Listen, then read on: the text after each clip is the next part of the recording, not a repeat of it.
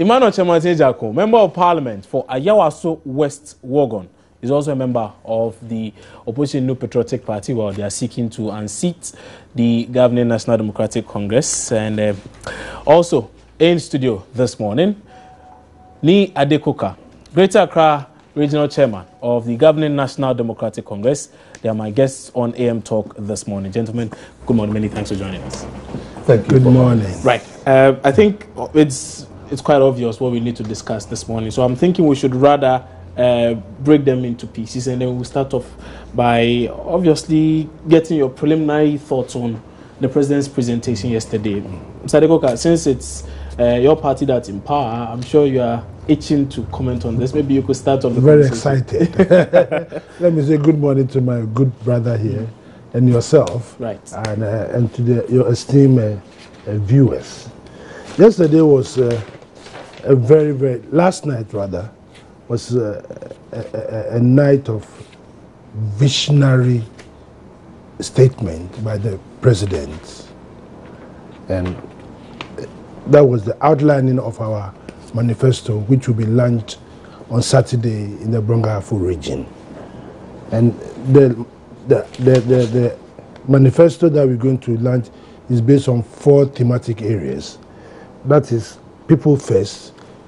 That's we need to ensure that our people, our brothers and sisters, are able to acquire a certain level of development within themselves and their body politic. So human-centered programs that we intend to pursue in the next 4 years, God willing. And then a strong and resilient economy for job creation, expanding social and economic infrastructure, and above all, a transparent and accountable governance. These are the 4 thematic areas that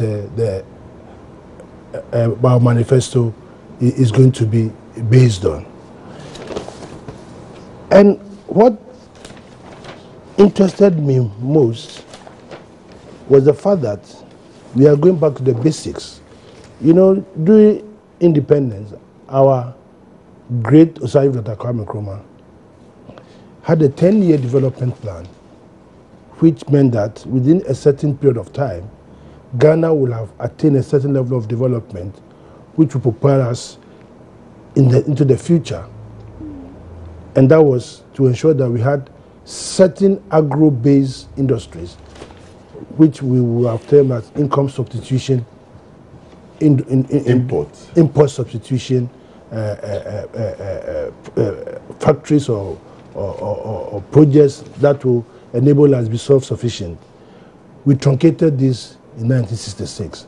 So the president says that he's going back to revisit all those projects that Kwame Nkrumah started, which had been truncated. And in either case, steps have already been taken to do that. The Commander Sugar Factory, the Kumasi Shoe Factory, Gihog Distilleries, which we have recently revamped and has got a bigger capacity. We are going to look at the glass factory in the Western region. A lot of industries. Speak of an orange factory as well. Exactly. You know, these are the things that when we get ourselves more involved, right, we will then spend less in importing. And also, one important thing that we intend doing is to revitalize or revamp or reintroduce Black Star Line. And Black Star Line was the flagship of Ghana.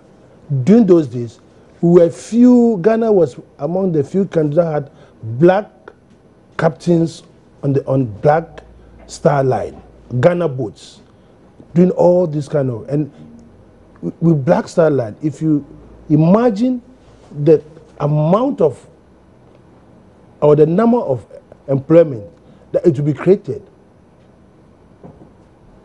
sailors, cargo handlers, you name it. So if we're expanding our own ports and we don't have our own vessels to cut our own goods, then we then expand the harbor will be for foreigners to come and work and take the money away. Okay, so those are supposed to be brief comments. We'll be coming to the substantive issues and the fact that the introduction of the reintroduction of the Black Star Line, like you claim, will be bringing in a lot more jobs, because we know that there's a bit of a problem there. We'll touch base with that issue also pretty shortly. But maybe, Mr. Jacko, let's hear your thoughts also on preliminary thoughts though on the President's presentation last night. Well, good morning to viewers and to my very good friend Adi again, and to you. Yesterday I was in a meeting. I am extremely happy that I found time to listen to the President part of it. I think I like the choice of your words. This can only be preliminary. We will have to sit down and look at it properly. We don't have to be like people who, as soon as something is said, you rush and you begin to make comments. I think we will find time and begin to look at. Indeed, this is only the President is a highlight. I think he has to attend the UN General Assembly, so maybe he has to just give the highlights and go. But we will find time, maybe when the manifesto, and then I am expecting that we will be able to say that some of the things are quantifiable, some are not quantifiable, some are possible, some are not possible.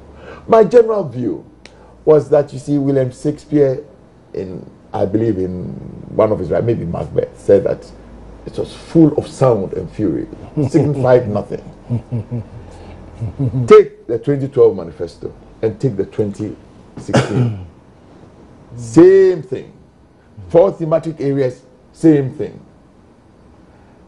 Are we inferring that in the 4 years, are we inferring? I am asking, I am just being rhetorical. Are we inferring that in the 4 years nothing was accomplished? Are we inferring? The second thing I want to state, and it is my firm belief, that this is not a manifesto at all. This is a wish list. That's how you choose to call it? Yes, this is a wish list.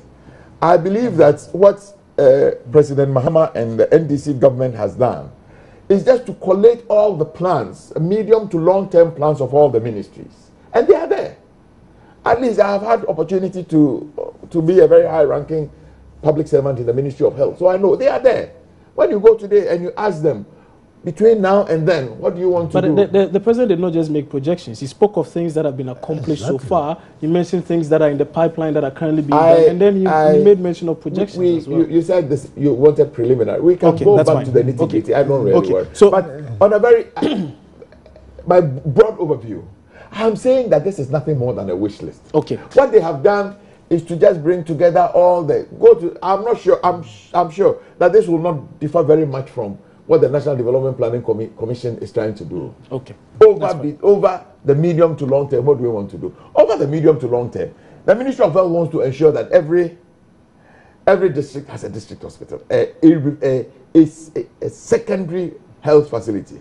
Over the long to medium term, the Ministry of Roads and Highways will tell you that they want to dualize all the arterial roads, the road from Accra to Aflao, the road from Accra to Kumasi, the road from Accra.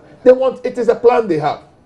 Over the long term, the ministry will tell you that we want to do outer ring road, so that when you leave Kumasi when you leave Accra to come to Kumasi, and you don't have anything to do in the center of Kumasi, you don't go and choke up the bad traffic in Kumasi already. It is there. When you go, they will tell you. Over the long term, the ministry will tell you that we want to, on the ring road, we want to have overpasses. I was a senior officer, I said, in the Ministry of Health. I sat in meetings where we met investors that were interested in the Accra Psychiatric Hospital. I think it is wrong to have a mental facility right in the heart of the city. We negotiated. I think even Smith was interested in getting it. What we did not agree on was exactly where they will take it and how much they needed to pay. In my constituency, there is a prisons facility. I know for a fact that there are negotiations to give all of it to an investor so that they will move that facility from a prime residential area like Roman Ridge into a place. I say it is not magic, it is not rocket science. This manifesto is just incremental. We want to do things. We built one hospital, we want to build another one. I don't find in it something that is earth-shaking, something that will completely change and transform, something that has not happened before. Okay, let's see whether this last but not the least. We talked about three things, and then everybody is yelling and crying about, have they costed it? Yeah, we have. Have they put a cost to it? Yeah. And where are they going to get the money? I'll tell you why. This one, I don't know. So, For the next 20 years, we'll get you to respond to them. I just need to. Well, Mr. Chemate Jaku mentioned that. Well, most of the things that have been mentioned in this manifesto highlights did not really wow anybody. That's what he's saying. Let's take a listen to the president. We have portions of that very presentation. Let's first take a listen to him as he speaks of a new policy to introduce tablets at the basic level for quite a number of students. Well, the idea is to get the reading materials of these students onto the tablets, and then it will obviously be disseminated to them. Let's first take a listen to him on that, and then we'll come back for some reactions, and then as and when the show progresses, we'll bring you a lot more of the things the president has been saying. We're reviewing the capitation grant and increasing it by 100%. in order to support the free compulsory universal basic education. And we're going to pilot the use of electronic textbooks at the secondary level, junior high school and secondary level. And so students will receive tablets that have all their core textbooks on the tablet.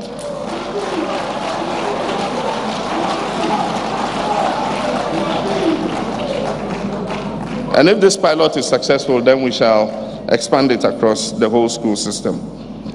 We will complete the construction by 2021 when I leave office, inshallah. We'll complete the construction of all the 200 community-day senior high schools I promised.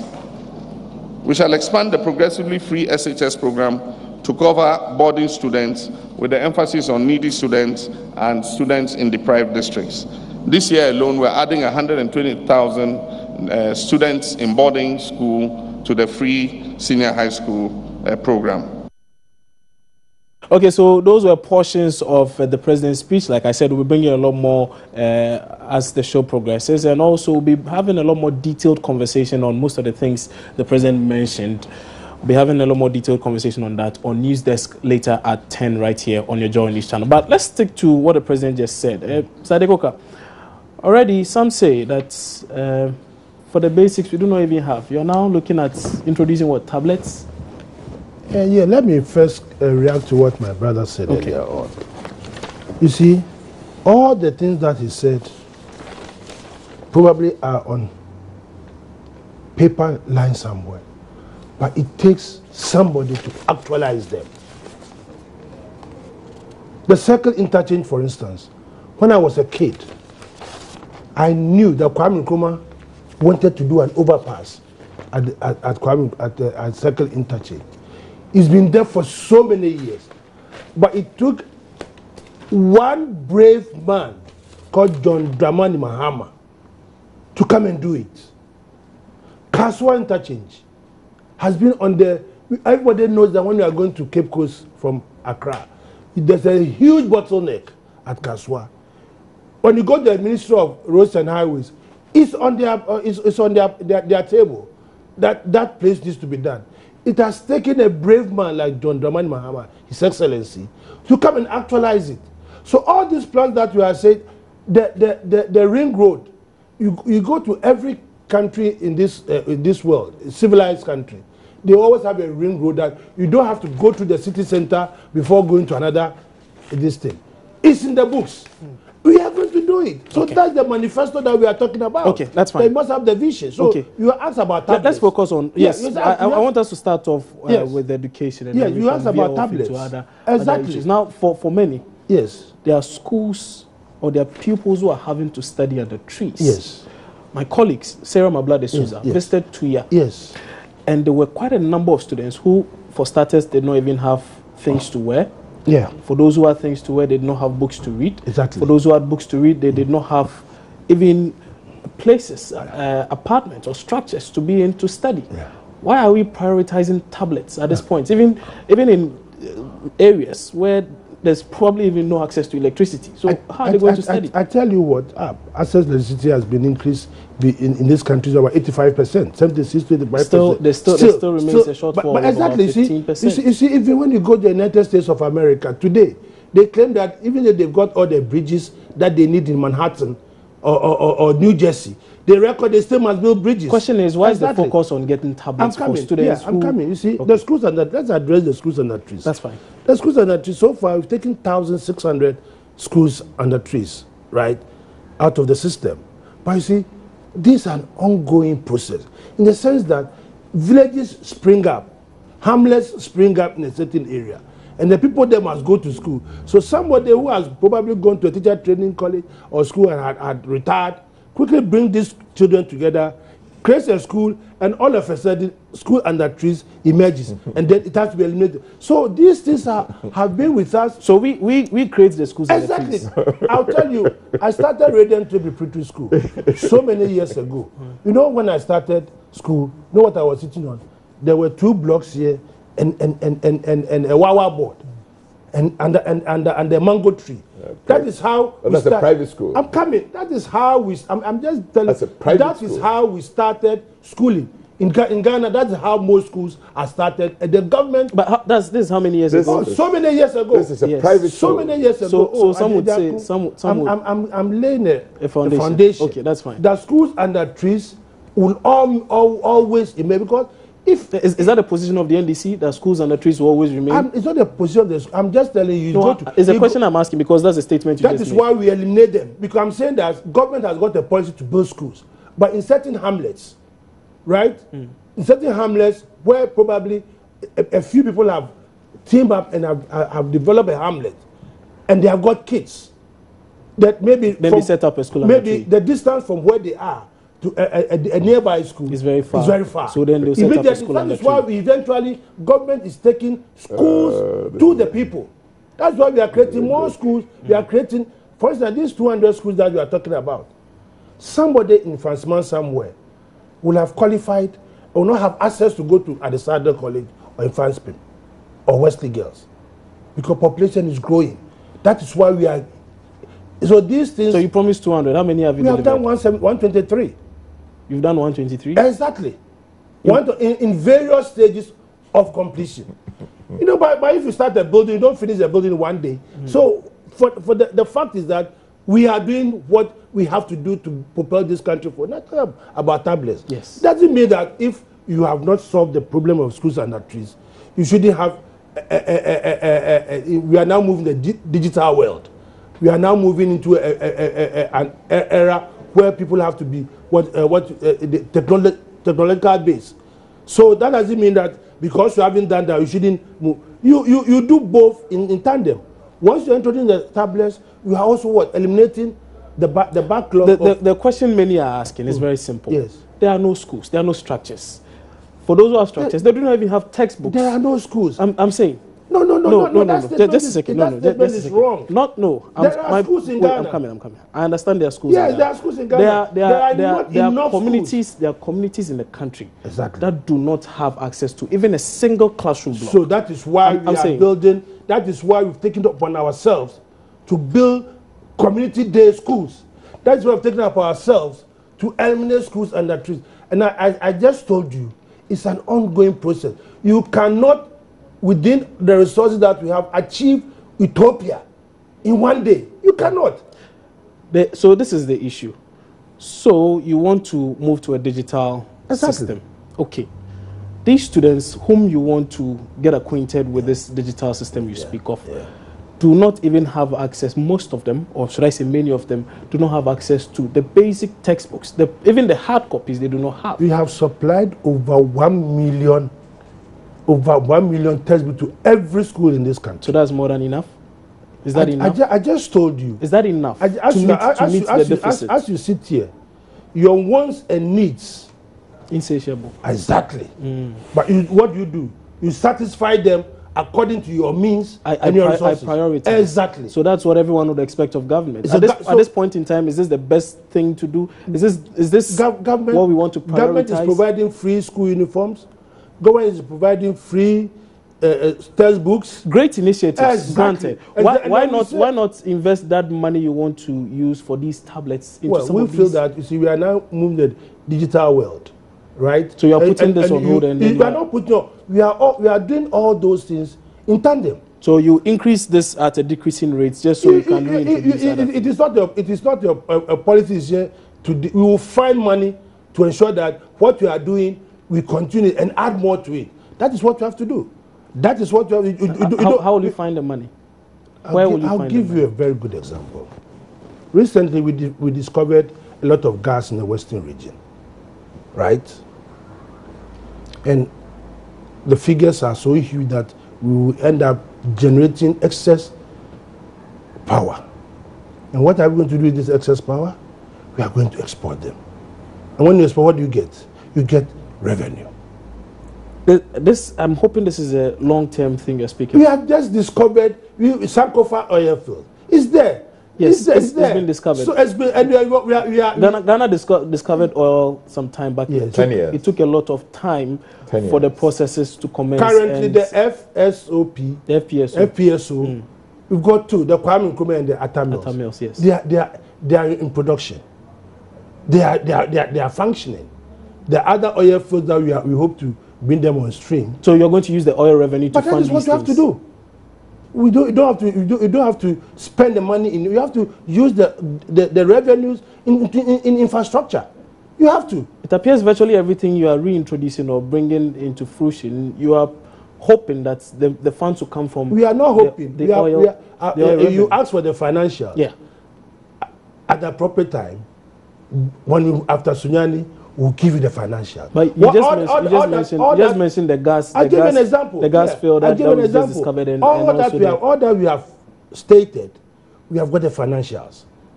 Trust me, we've got the financials. We are not going to just wait for people to come and access for the finance, because in every manifesto, every civilized government, every civilized party, when you make a manifesto, you must have the financials.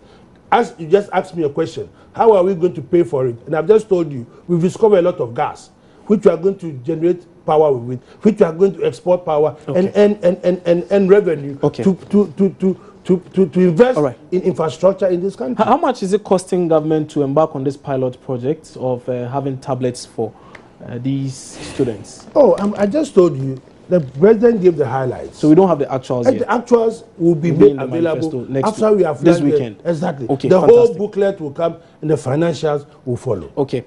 Mr. Chamate Jako, are you impressed with this, should I say, explanation given by government? Clearly, there's a lot of points, there's a lot of meat in what he says, a lot the government intends to do. And of course, you're in a digital world. Nobody really sticks to the normal things anymore. Yeah, I think so.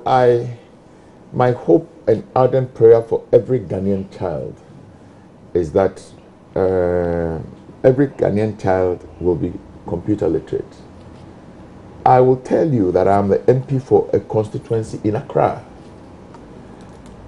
If you go ask at the Metro office, I have just sent a letter that they should use some of my funds to buy computers, because the schools in Baolishi, the children, the JHS students go to do BEC. They don't have a single computer. So how do they compete with the children that go to school in Christ the King or Morning Star? So they don't have it. So it's a great initiative by the president. I said, you see, my opening statement was that I wish that every Ghanaian child, whether they live in in a farming village called Tibosu in Tibosu or Sisiaman or Subompai or Domfete. Is that your village? I wish every Ghanaian child will do this. But you see, the elders have a saying that if you use your mouth to cut the grass, you never get pricked. They were not done. Be optimistic, my brother. You see, be optimistic. Some say the NDC, you are too I heard His Excellency the President. You have to be optimistic in life. All right. Rome. I'm not interrupting him. The Chinese War. Have you been there before? No, I haven't. You marvel the Chinese War. so many kilometers a mile. But the Chinese were optimistic and they built it. And today it's a monument. Okay, now they're even considering the tallest bridge in the country, in the world. Anyway. Yes. I heard His Excellency like President speak about increasing capitation grants. You see, again, the elders have been saying that if the naked man tells you he will give you clothes, ask, what is your name? I am stating as a matter of fact and for the records that even the what we have today is not paid. The capitation? The capitation as of now. That is why when His Excellency the Vice President's wife goes to Kurkuru to me, the teacher does not, he brings computers, the teacher is not excited. He says what we need is chalk. It is the capitation grant that is used to buy chalk. No. Go to the schools, they don't have registers, they don't have notebook for the teachers, they don't have chalk. Because in the last 1 year or so, capitation is not paid. I want capitation to be paid. I do. In the same way. No. In the same way. Capitation is not used to purchase chalk. The chalks, the textbooks are all supplied by government. I said chalk is paid from capitation. No. It's chairman. But the chairman, let's stick to the issues. The government, the Ministry of Education, purchases chalk. And this academic year, they have purchased enough chalk and they have distributed it. I'm sure you are aware. I'm aware. So let's correct that. Let's correct that. So, Mr. Jakon. So, they don't have money to buy chalk. They don't have money to do cultural. They don't have money to do sports. They don't have money to buy register. Okay. But for me, it is a good thing if we can do the tablets. But you see, they say that we can only learn from history. In this dear country of ours, in 2012, this NDC government under President John Dramani Mahama thought that they wanted to do laptops. ROG laptops. What happened to it? There's a better. I'm a member of the Committee on Environment, Science and Technology. This government broke the law and carried money, 54 million, to a businessman called Roland Agambiri. Oh, we are not here to talk about Roland, please. To produce 108,000 computers. Only 23,000 was supplied. So you see, for me, it is not even about the rosy idea. I have told you, I wish that my nephews in Tiboso will get access to a pad.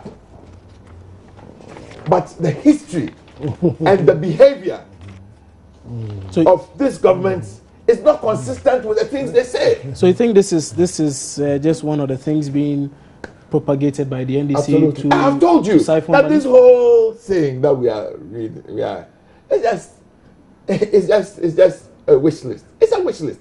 Go to the ministry; they will tell you that we will over the long term, medium to long term, we want every child to be computer literate. It's a good long-term view. Okay. You think that's what we need now? But you see, there's a huge gap between the plan and the implementation. Number one, I am saying that this is just putting together some wish list. He says that the financials will come. I'm sure people like us and people like Imani will look at the financials. Okay. So I will have to ask a question. Please do. The one dam, one village. One. We have only said 3 things. I'm coming. So that one too is wishful thinking. Okay. So the president yesterday the president took a swipe at the land. It's wishful thinking. And I thought, oh my goodness, as for the one dam, one village. One dam. Did you hear what the president said? He said that and we wrongly call it a dam in the north. Yes, a dugout.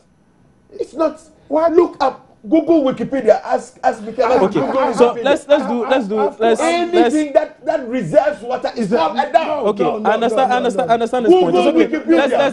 Let's move on. Chairman and Mr. Jacob. Let's go. You know what a dam? Now it's good you mentioned. Telling the villages that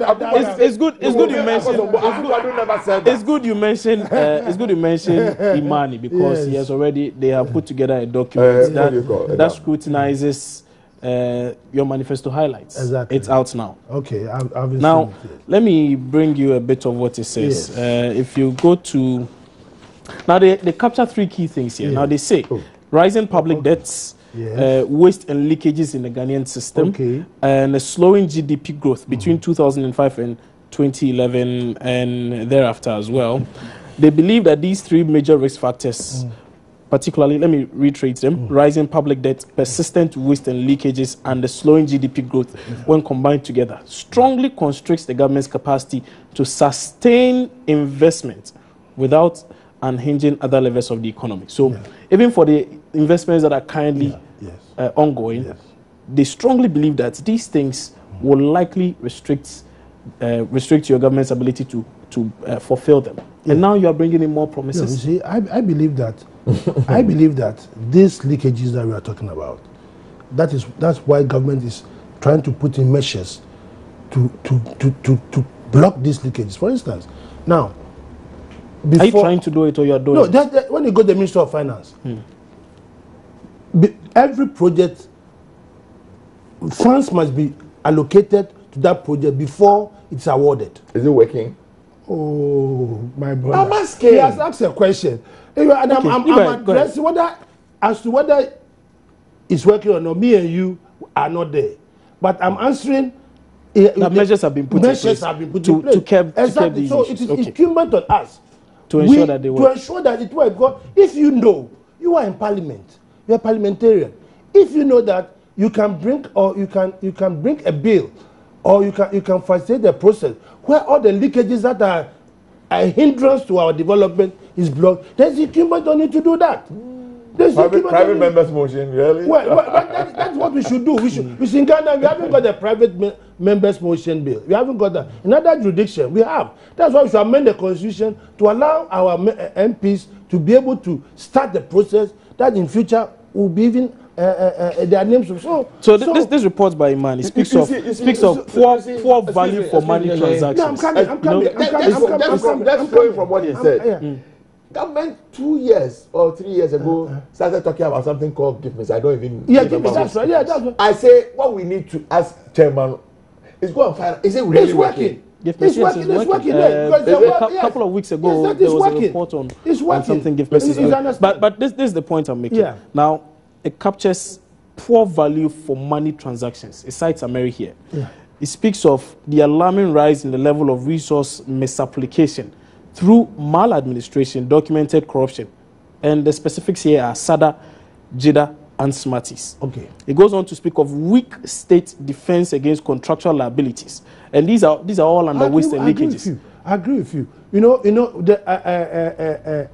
the first thing you spoke about. Can you repeat that again? Okay, so I mentioned the poor value for money transactions. Exactly. Now, here we are.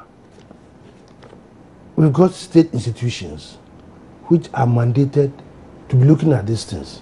What we need to do, as I said earlier on, is to strengthen them. Let the institutions work.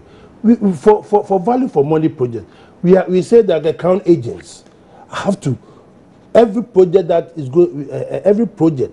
is going to be undertaken has to go to the crown agents. Now, I'm told that if the government is going out for a loan, right, in this country, the minority leader in parliament, the ranking member, Osakuto, and if you go to the country that we are going to contract the loan for. It's not about the money we are getting. It's about how the money is being used. Yes, so whether or not they are part of it does not really make the point.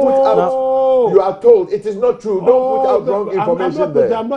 It is not true. Minority leader and Akoto said, don't go anywhere. Okay. They bring the documents like everybody of us into parliament. Please. Okay. So let me ask this specific question. Now you speak of state institutions or other institutions that are mandated to ensure that there's value for money elsewhere. Now PIAC yesterday. There was a report in the final newspaper from PIAC, and I've seen a bit of that report. Okay, it speaks of about 99,000 Ghana cedis. Exactly. That is missing. The oil money. 99,000 Ghana cedis. That's what PIAC is speaking of. There are 3 projects that are supposed to be ongoing currently as we speak. In fact, we are told that those projects, according to the NDC, exist. PIAC says they have gone to the ground, these project sites, and these projects are non-existent. We are waiting for the Minister of Finance and the appropriate authorities. Sometimes with this kind of thing, until you properly interrogate it, you not be in a position to agree or disagree. Since this report came out, it's been some time now. Only 2 days ago. We have still not heard. It came on Monday. We have still not heard. the NDC. So it's not the NDC. We've not heard government. You see, exactly. We have. But the government is NDC. We have no. You see, when you say NDC, you're talking about the same thing. It's a government, but that's fine. You want to separate the party from the government. That's fine. That's fine. I'm NDC regional chairman. Right. I'm not privileged to PIAC findings.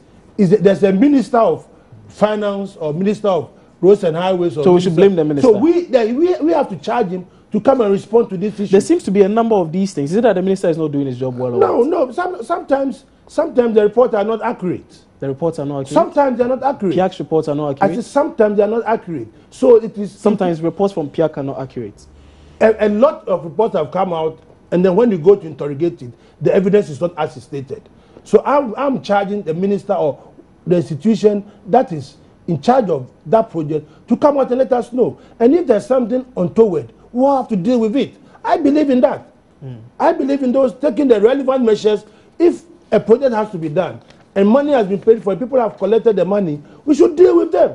We shouldn't just go and sleep and just write reports and go to Mr. Jaco earlier mentioned an issue of Mr. Roland Agambiri and the RLG group of companies being given some amount of 54 million to produce a certain number of computers. They failed to produce that.